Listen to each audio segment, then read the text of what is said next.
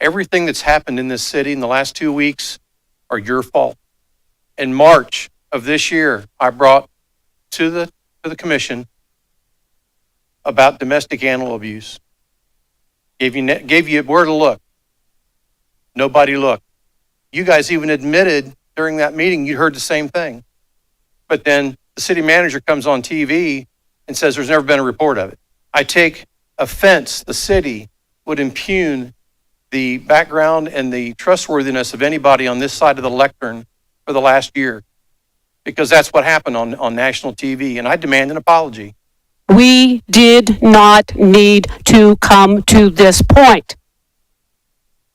There were days and days that I stood up here and asked and begged for an opportunity for the citizens to come to the table and voice their concerns for more than 3 minutes. Every time a citizen got up here and had a concern, oh no, pushback, that's racist, that's xenophobic, when in fact you weren't listening to what was said underneath. The city commission and someone decided that race needed to be the issue. I cite 2 documents by the city which state specifically, one of them from the CCHD on a slide that they presented, the challenges in Springfield, and they cite 1, 2, 3, 4, and of course at the bottom, racism. In black and white. That's what you thought of us and our concerns. You never gave us an opportunity to come to the table. The only opportunity we had was to participate in a discussion on racism and discrimination by the NAACP. I was there. We've been wondering, a lot of us, why traffic laws aren't being enforced for migrant residents of the area. We've heard of a lot of cases where people are being allowed to leave the scene of an accident without being charged, driving away with in cars that don't even have tags. If a citizen did that, we would not be allowed to drive away with our car. And so we're wondering why that's allowed. In December, a woman was run over and killed, and the driver has not been charged with any of even the traffic violations he was involved in. And it came to my attention today, I think, or yesterday, that there's a provision of the temporary protective status that if someone is convicted of even 2 misdemeanors, be they traffic violations or misdemeanor violations of criminal law, that they lose their temporary protective status. So we're wondering, A, are you guys aware of that? Is that true? Or are you aware of it? And if B, is that the reason why migrants are allowed to walk away from the scene of an accident or the scene of a crime without getting charged? I am sick and tired of being called racist and hateful. You guys don't know me.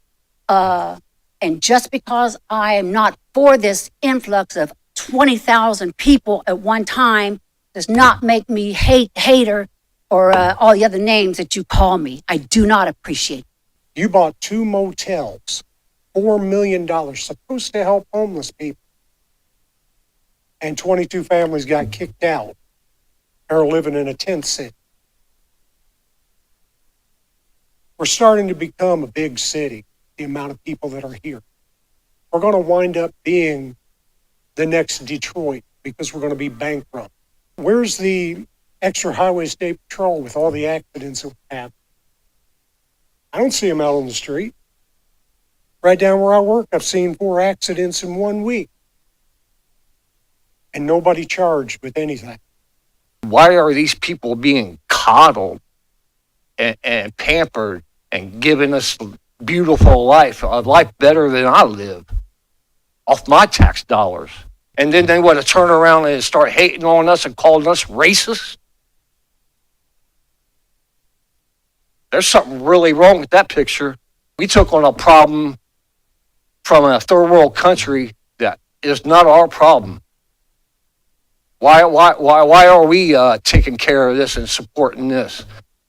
You know, why don't these people go home and fight for their own countries they seem so proud of?